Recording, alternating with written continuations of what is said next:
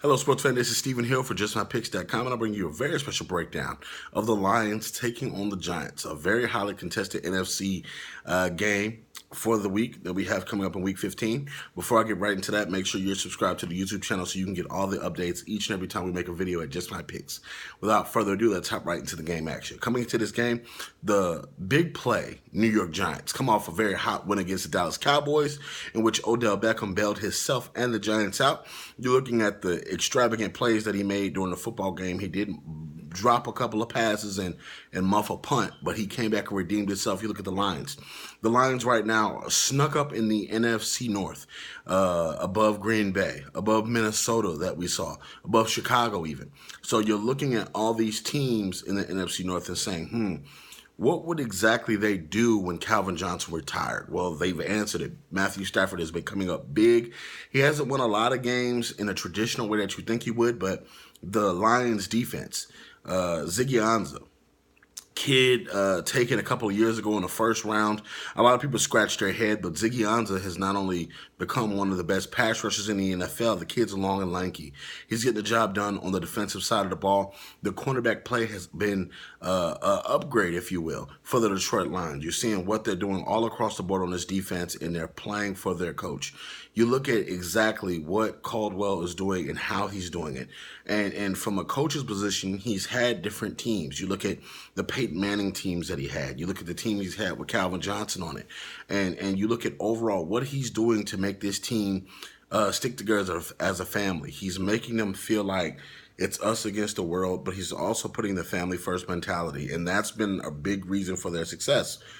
Being that the Green Bay Packers have had a kind of a down year this year, he's taken advantage of it. And Matthew Stafford and company have been going after the offense, pushing the limit, going really and attacking and seeing what they can get and with their different matchups. You look at how they have so many different matchups that you can exploit. Their wide receiver tree is fairly good. You look at the maturity and the routes that they run and the way that they're maturing on offense. They can't run the football, but they can throw the football. My God.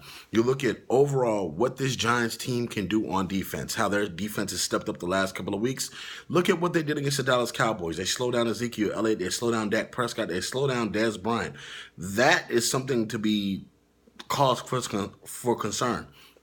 I'm looking at the Giants having the firepower on offense with Victor Cruz, Shepard, and Odell, but they have to go off early in this football game.